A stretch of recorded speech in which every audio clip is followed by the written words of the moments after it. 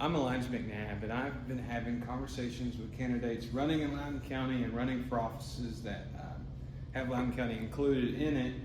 And first off, I just want to say thank you for meeting me here and having this conversation. And to begin, will you just introduce yourself, what your name is, and with it being a primary, what primary you're seeking the nomination from, and what district and what communities make up that district? Absolutely. My name is Paul Suarez. I'm running for Tennessee House District 32. District 32 encompasses most of Roane County, the northern parts of Loudoun County to include Lenore City, all the way up to the dam, and a few communities in Anderson County. To give voters some background, can you tell us a little bit about yourself, what experiences, both personal and professional, that have prepared you to serve in the Tennessee House of Representatives? What do you believe you bring to the district and to the role?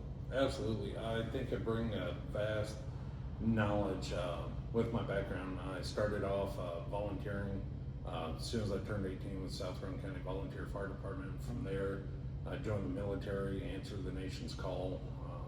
During the Iraq conflict, I deployed twice overseas, came back home, joined back up with the fire department, and then I came to Roane State to become an EMT, and then later on paramedic, and then get my critical care paramedic.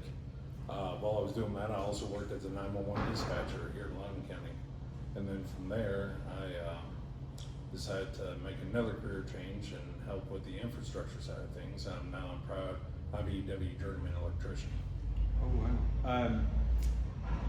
Some Republican voters, they may not always know where a candidate falls within the party or how ideology translates into governing. How would you describe your governing philosophy? How much of a role do you believe partisanship should play once someone is elected? Partisanship actually plays a very important role leading up to the election. People deserve a fair knowledge of what their candidates stand for, what their values are. As a Republican candidate, I identify with limited government, financial responsibility, supporting law enforcement, first responders, and supporting the traditional American way of life. If elected, though, partisanship kind of moves more towards working with everybody.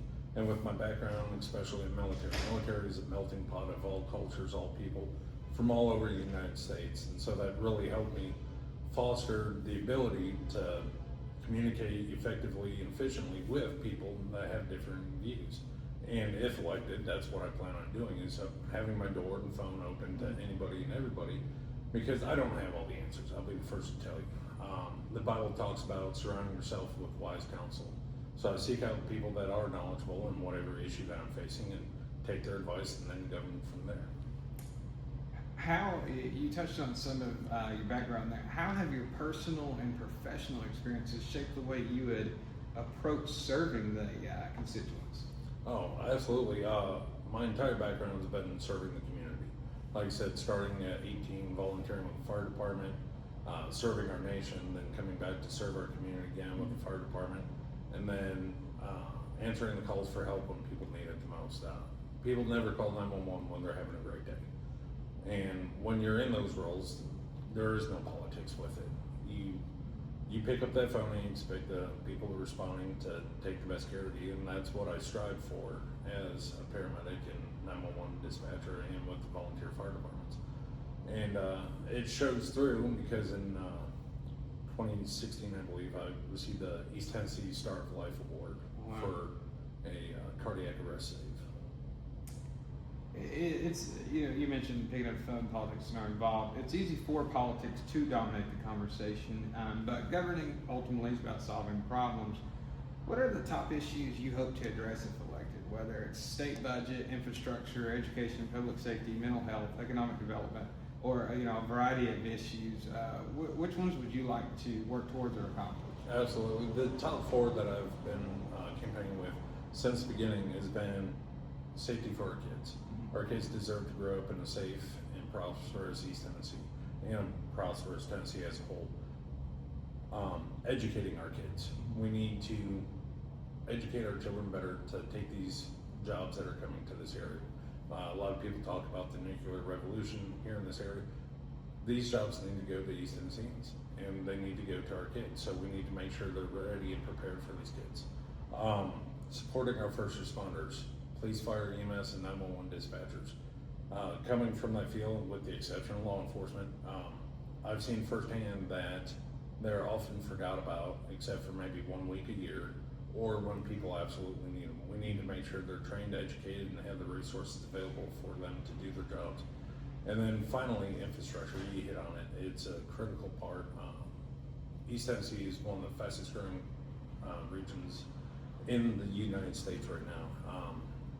I saw a report that said just in the last 4 years, we've added over 2,000 residents here. Infrastructure is not keeping up with it, and I think we need to heavily focus on that and guide it in the proper direction. You mentioned the nuclear part, which may be a part of this. What do you see as the district's greatest strengths, and how would you build on them? Conversely, what challenges need the most attention? What steps would you take to address them? Our greatest strength is our community. Our residents here, they're some of the best in the nation, I'd say best in the world. Been fortunate enough to travel around the world, travel around the United States, and I always find myself longing to come back home. Our weaknesses right now is this rapid growth, and with this rapid growth, we need strong guidance on supporting our infrastructure, supporting our education.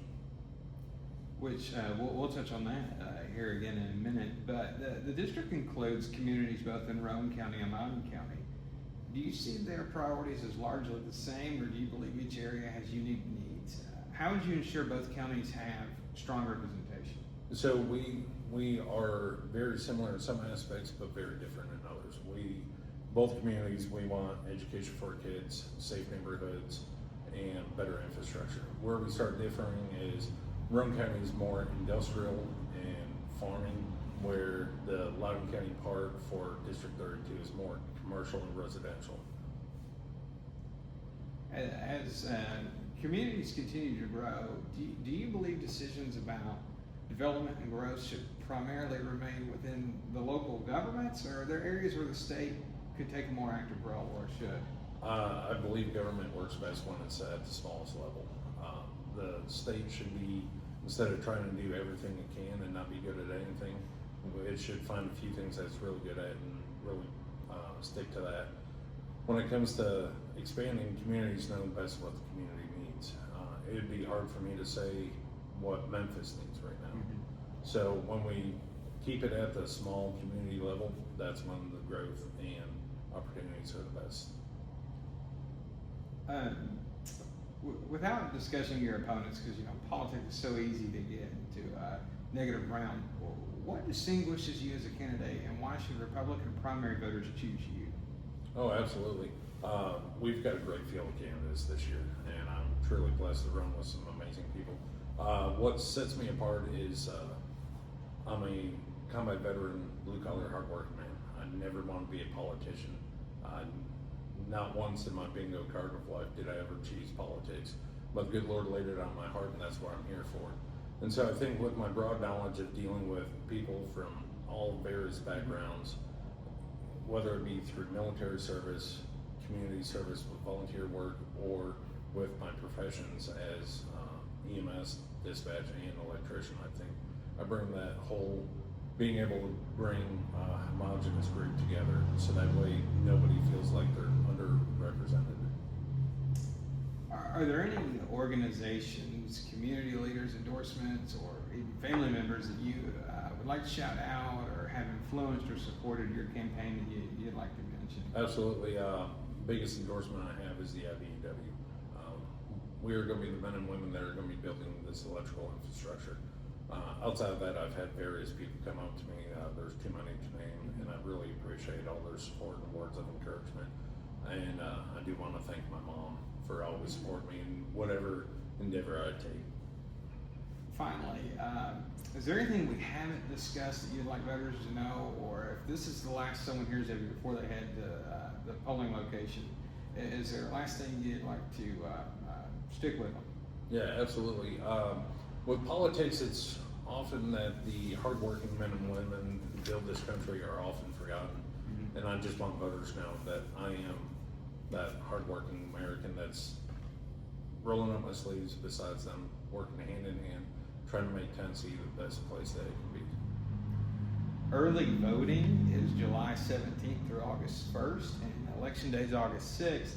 The early voting hours are 10 a.m. to 6 p.m., 9 a.m. to 12 noon at Lenore City, Roan State Building, or the Loudoun County Building where the Election Commission is. And then also Toga Village, folks, which I doubt anyone is that far out or out that way. But Community Church Toga Village, July 22nd, July 23rd. I just want to say thank you for having this conversation with me. Well, I appreciate you taking the time out of your busy schedule to do this.